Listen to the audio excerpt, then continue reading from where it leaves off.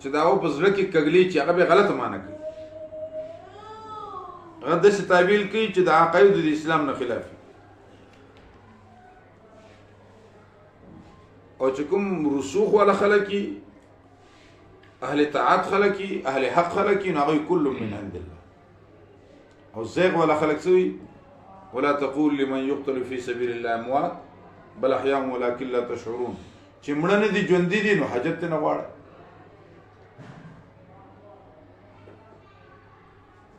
ناغوت خپل هغه طاهر کولاچوی یو شعر دی کنه قرآن بارکی وی دا خطی چې د هر چا غیږ کې اوسي، دا خطی چې د هر چا غیږ کې اوسي ګنې ستا لایق نه ده د هر چا غیږ. وکانو بآیاتنا یظلمون، موږ چې قرآن مظلوم کتاب دی په دې وجه یو هر سړی ځان له یو شعر وباسي کنه. معتزله ته ګوره هغه ځان له دلایل له قرآن نه راټینګي، شیعاګانو ته ګوره هغه ځان له راټینګي، او اوس پکې لا تحریف شوی دی په معنا کې خلکو ځان له ترجمه جوړ کړي. دغه مردار چې د ناسو د قادیانې د عمران خان سره پر ابو کې قادیانانو سره دغه مرګره او د قرآنی تحریفي ترجمه لیکلي د دنیا کې خوري کړي دي. الحمدلله الله دې علماء دیوبند او د اهل سنت والجماعت ژوندۍ الله دې زندګي نه ورکي او چې مړی الله دې قبرونه د نور نه ډکي. دا خلق نه مولانا غلام غوث زاروی رحمه الله او مولانا مفتی محمود رحمت الله علیه نه مولانا عبدالحق سے، مولانا یوسف بنوری سے، مولانا غلام الله خان سے، او دې زمانه کې مولانا فضل الرحمن سے دامت برکاتهم العالیه، او زمونږ د اکابرین او زمونږ د علما د سیاسي علما نه وي، دا نور خوشته ډیر دي، دا علما نه وي د پارلیمنت بدن د نن دا به یقین وساتئ نن اسلامي آئین به ختم، دا ملک به نن روان ختم دی. تفسیر بالرأی څه ته ویل کېږي؟ تفسیر بالرأی هغه دی چې د عقایدو د اسلام او د قواعدو د عربیت نه خلاف. تفسیر بالرأی څه ته وایي؟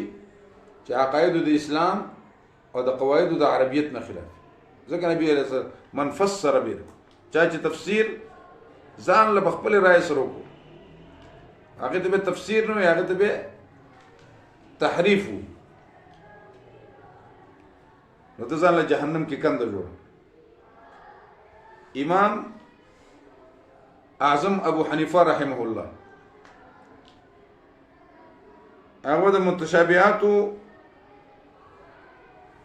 تفسیر احتمالی نه کو د عدم حاجت د وجنه. امام ابو حنیفه رحمۃ اللہ علیہ با تفصیل د متشابهات نه کو د عدم حاجت د وجنه، او امام شافعی رحمۃ اللہ علیہ تفصیل احتمالی کوي د وجه د حاجت نه. ځکه د امام ابو حنیفه رحمۃ اللہ علیہ زمانه کې مجسمه نو، او د شافعی سره زمانه کې څو مجسمه پیدا شو.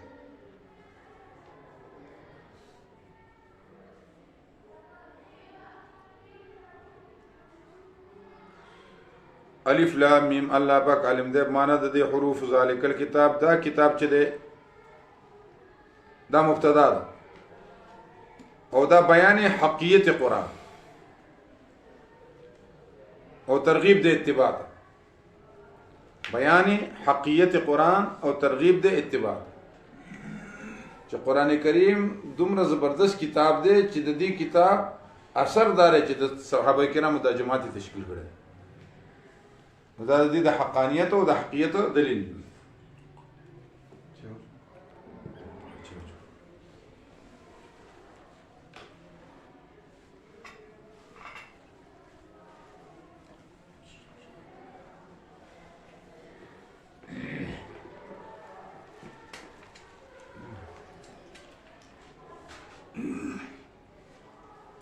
الف لام میم ذالک الکتاب، دا کتاب چې د لا ریب فی شک نشته په دې کې هدل للمتقین، هدایت دې لپاره د متقینانو.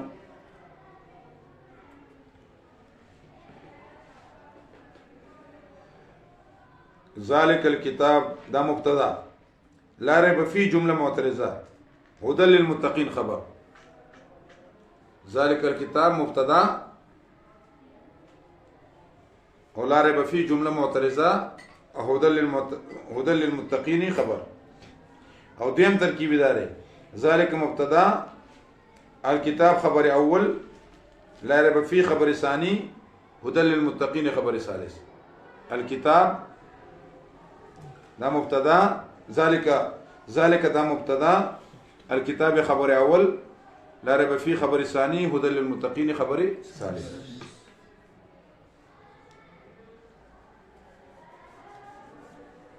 فذالک کی بعد رتبی نازل له په منزله د بعد مسافتی من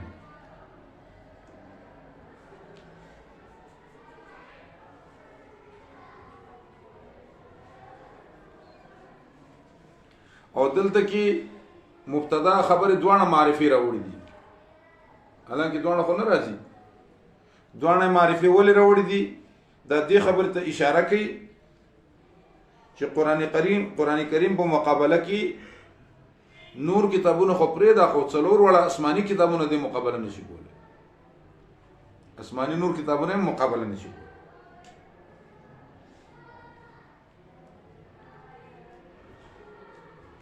نو بعد رتبی نازل له په منزله د بعد مسافتی منه ځکه ذالک کی اشاره کیږي بعید تک یو زاد یو ذالک د یو حزاد نو حزا کی اشاره کیږي سشتا او زاکی او بیا ذالک کی بعید نو ذالک الكتاب نو مطلب دا چې دا بعد رتبی نازل له په منزله د بعد مسافتی یا مطلب دا چې اهتمام د شان د وجه چې دا دومره غدا کتاب کنه یا مطلب دا چې هاذا ذالک الكتاب هاذا ذالک الكتاب دا هغه کتاب دی چې خدای وعده کړو جناب رسول الله صلی الله علیه وسلم چې زړی کې بنو خرابي کې بنو د مسائل حل به هغه دا کتاب چې تر دې کتاب راکو یا ذالک الكتاب مبتدا لا ريب فيه خبر مقدم هدى للمتقين مبتدا مؤخر او مبتدا سره د خبرنا دا صغرا خبر ابي مبتدا سره د خبرنا دا کبرا جمله اسمیه نو ذالک الكتاب دا مبتدا لا ريب فيه خبر مقدم هدى للمتقين مبتدا مؤخر مبتدا سره د خبرنا صغرا خبر او بیا مبتدا سره د خبرنا دا کبرا جمله اسمیه او څلورم ترکیب دی ذالک الكتاب دا خبر د مبتدا محذوفی چې هاذا او دا هاذا اشاره ده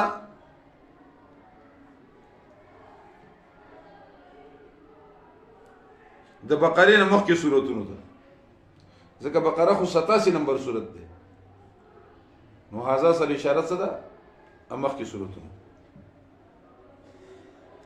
افراوی چې الله رب العالمین نبی له سلام سره وعده کړل کما چې تاسو خبر وکړه چې زه تاسو تعالی یو کتاب در کوم چې وبوي نشي خرابوله زړیږي بنا نو سره بقره نه چې مخکې کوم سورتونه راغلل نو الله رب العالمین په دې کې اشاره وکړه چې هاذا ذالک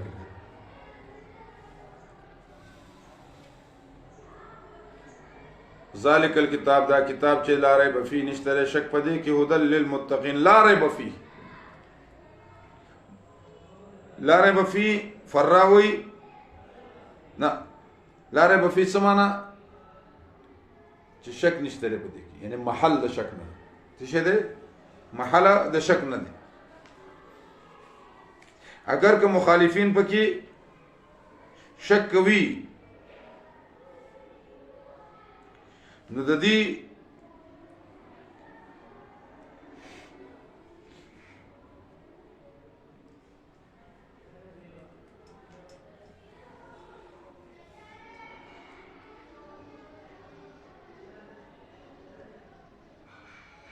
خبرې نه ډېر خلک مخالفین مخالفت کړي نو الله رب العالمین تاکید پکې ونکړو چې والله هذا ذلك الكتاب والله لا ريب فيه. دا تاکید ولې ونکړو؟ ځکه ډېر خلک خو شک کوي. نو الله پاک دا نازل کړي دي په منزله د منکرین، نازل کړي دي په منزله د غیر منکر، ځکه د دوی د انکار لپاره مزیل شته چې اعجاز د قرآن دی، زایل کوون کې شته چې اعجاز د قرآن، او چا چې راغلی دی هغه صادق المصدوق دی. نو که دوی شک کوي نو د دوی شک کلا شک دی، د رؤوس اعتباریه دي، منزله د عدم هیڅ اعتبار دوی لري نشته. په قرآن کې ریب نشته دی، ځکه ریب د منکرانو الله تعالی نازل کړی دی په منزله د عدم، ځکه دوی له مزیل شته.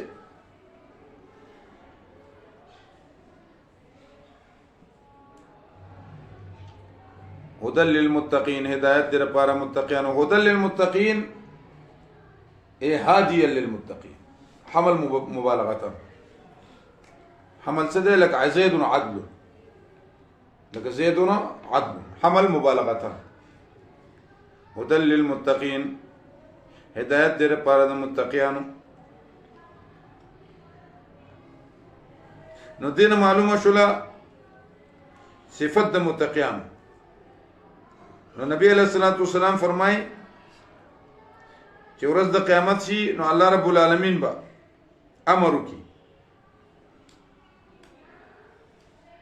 چې ما ځان نسب مقرر کړو او تاسو ځان زمان نسب دا چې متقین زمان نسب دي، خو دې ته نسبی حسبی وي، آل حسبی، ځکه آل نسبی ولم یلد ولم یولد،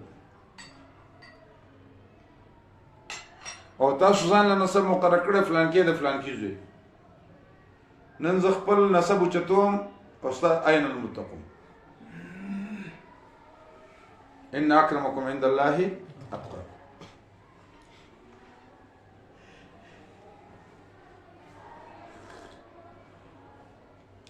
دلته یو رفقي چې هدى للمتقين لك زيد عدل، حمل مبالغه دی، حمل مبالغه.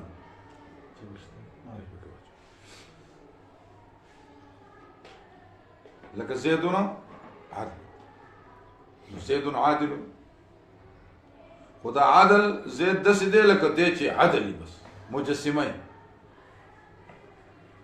نو دې ته حمل مبالغه.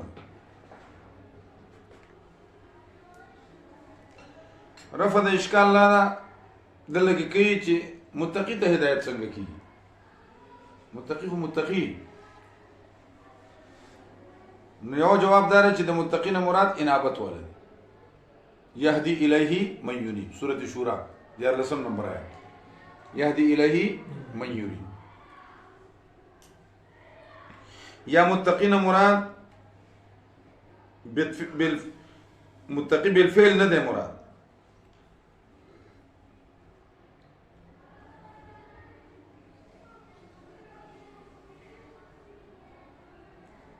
لکه یهدی الیه من یونیب، الا تذکرة لمن یخشى، الا تذکرة لمن یخشى.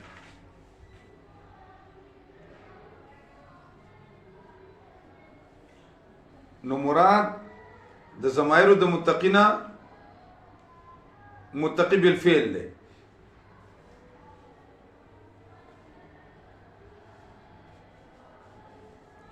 مراد د ضمائر د متقینا متقی بالفعل. نو دې ته صنعت الاستخدام وي، صنعت الاستخدام. او صنعت الاستخدام څه ته وي؟ چې د اسم ظاهر نه یو معنی واخلي او د ضمیر نه بل معنی واخلي. اسم ظاهر نه یو معنی واخلي او د ضمیر نه بل معنی واخلي، دې ته صنعت الاستخدام. لکه اذا نزل السماء بارض قوم رعيناه وان كانوا غضابا، اذا نزل السماء بارض قوم رعيناه وان كانوا غضابا. نو سمان مراد باران دی. او د زمایر د رعیناه نه مراد غیا ده. سمانه مراد څه شه ده؟ باران. او د زمایر د رعیناه نه مراد څه شه ده؟ غیا. او دا تحقیق کړی دی شاپور شیخ القرآن.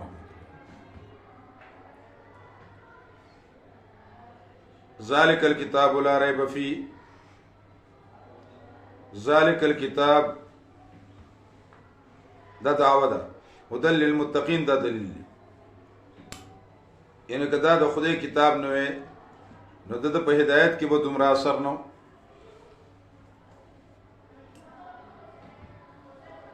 ځکه د دې کتاب د وجه نه صحابه کرامو دومره غټ د متقیانو جماعت جوړ شوی.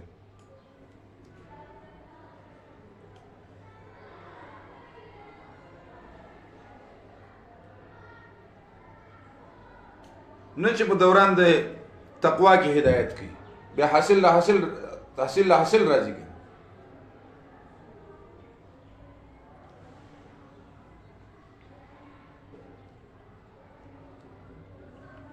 لکه والک د چاق چوبند دی کنه سټور دی زبردست دې پلان کوي خزي په خوړل دي د مور زره وره هغه اثر د په اثردار چې دی اوسه پندور دی. نو د قرآن دا اثر دی د حقانیت او د حقیقت دا اثر دی چې د متقینو دومره جماعت جوړ شي. او دا خبره کړې د مولانا عبید الله سیندی رحمه الله. مولانا عبید الله سیندی او مولانا شرف علی تانوی رحمت الله علیه فرمایي چې مراتب د تقوا لا تقف عند حد دي. مراتب تقوا ډیر زیات دي. نو په یو کې ورته هدایت کې په بل کې یو مراتب د تقوا ډیر دي. نو ځکه دا ذکر کړی هدى للمتقین. او مراتب د تقوا څه دي؟ نمبر 1 ځان ساتل د شرک نه. ځان ساتل د شرک نه. لکه پرسته براشي والزمهم کلمت التقوى. او دویم ځان ساتل د معصیت نه. ولو ان اهل القرى امنوا واتقوا لفتحنا عليهم سورة مائده. دریم زړه ساتل پاکول د شغل لغیر الله نه. واتقوا الله حق تقاته. زړه ساتل له شغل لغیر الله. یعنی سره ځان ساتي د شرک نه نو قرآن ورته هدایت کی نو دې متقی من المعصیت شي. ځان ساتي د شرک نه قرآن ورته هدایت کی نو متقی من المعصیت شي. بیا ورته قرآن هدایت کی تر دې پورې چې زړه د شغل لغیر الله نه پاک شي.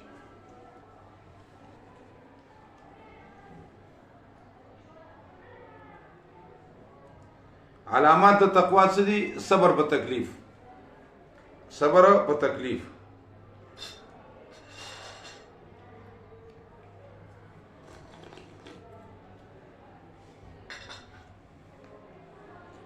دویم دا ده رضا بالقضاء.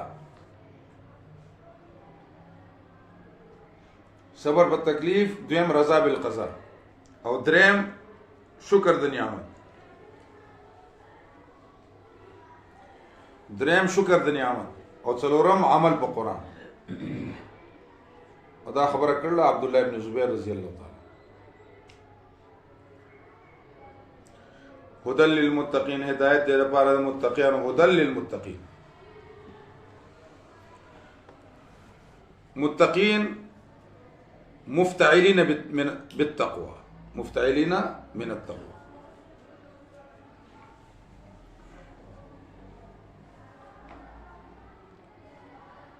او دې کې 15 فضائل او فواید دي. هدایت هدى للمتقین. یو نصرت.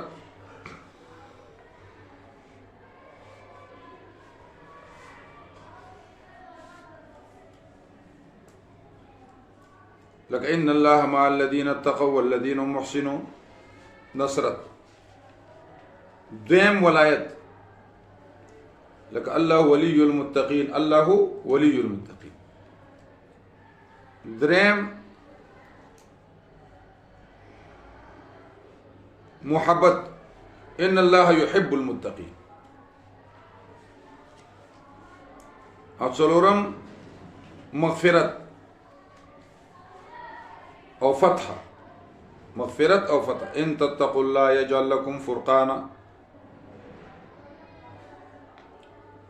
او بل مخرج من الغم او رزق من حيث لا يحتسب. مخرج من الغم او رزق من حيث لا يحتسب. ومن يتق الله يجعل له مخرجا ويرزق من حيث لا يحتسب.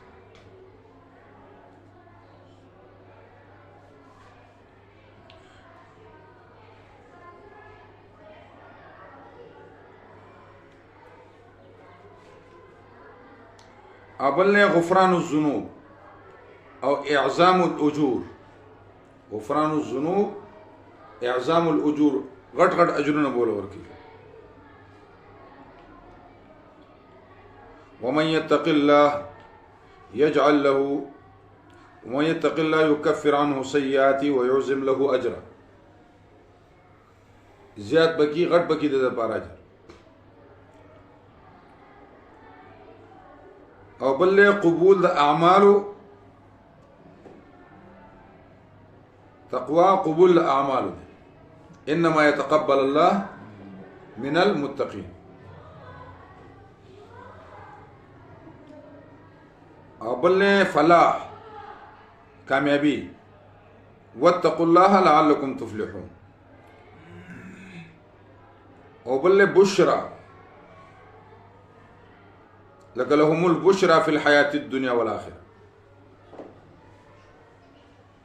لهم البشرى في الحياة الدنيا والآخرة. وبل دخول الجنة،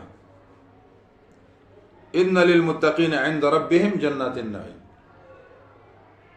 دخول الجنة. وبل نجاة من النار. ثم ننجي الذين اتقوا بمفازتهم.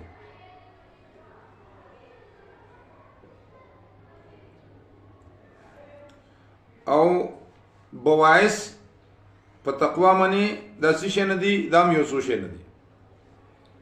یو خوف د عقاب اخروی او خوف د عذاب دنیوي، یعنی خوف خدای ورسره د آخرت نوم یریږي، د دنیا د عذاب نوم یریږي. او امید ورجاء الثواب الاخروی والدنیوي.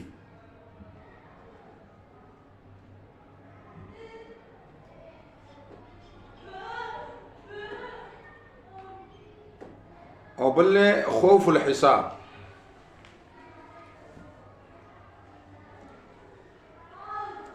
او بل حیا من الله. او دا مقام د مراقبه دی. او بل شکر علی نعمه بطاعته. شکر د نعمت څه ته وایي چې ته تابعداري کوي. شکر د نعمت بنعمه على طاعته.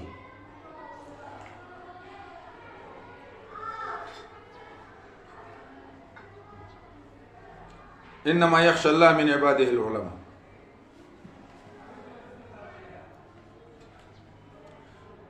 او تعظیم د جلال الله رب العالمین. دته مقام د هیبت وي. دته مقام د څه وي؟ د هیبت. وصدق المحبه. محبت با کوي خو برشتونی وکړي. لکه یو شاعر وی تاصل اله وانت تظهر حبه. تاصل اله وانت تظهر حبه. هذا لعمري في الفعال بديع. دا الله نه فرمانی کوي ته زو سره محبت کو. وبي لو كان حبك صادقا لا تعته ان المحب لما يحب يطيع. محبت کی رستونه به خدا سره خپل محبوب تابعداري کوي.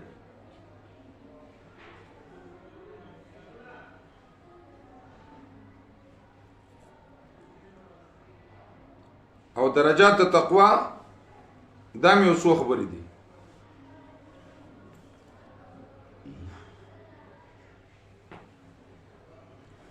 ان يتقي العبد انسان ځان ساتي د کفر.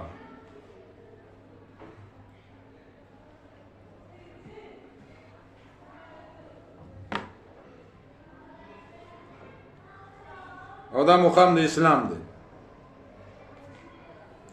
دویم ان يتقي المعاصي والحرمات، ځان د معاصي او د حرماتو نه ساتي. معاصي او حرماتو. ان يتقي العبد من المعاصي والحرمات، او دې ته مقام د توبې وي. او بل له ان يتقي الشبهات، او دې ته مقام د روع وي. او بل له ان يتقي المباحات، او دغه ته مقام د زهد وي. او بل له وان يتقي حضور غير الله على قلبه، ان يتقي حضور غير الله على قلبه، او دې ته مقام د مشاهده وي. دې ته مقام د سوي د مشاهده. ذالک الکتاب، دا کتاب چې لا ریب فیه نشته شک پدې کې، هدى للمتقین، هدایت دې لپاره متقینو. دا په معنا هدایت په معنا د ارشاد. هدایت په معنا د څه؟ د ارشاد. ذکر لتخصیصه بالمتقین، لتخصیصه بالمتقین. هدایت په معنا د ارشاد ذکر ده چې تخصیص په متقین سره کړی دی. هدى للمتقین، هدایت دې متقینو د پاره. الذين آکسان، دا بیان حالات فریق اول منعم علیهم. الذين عرفوا الحق فاتبعوه. الذين آکسان یؤمنون بالغیب، چې ایمان نوړي په غیب باندې. ما غابا ويقيمون الصلاة، سم کوي منځونه. مما رزقناهم، او دا غنه چې ما ورکړې دوی له ينفقون، خرج کوي. والذین آکسان یؤمنون، چې ایمان وروړي بما پاس من انزل الیک، چې لګلې شوی تا.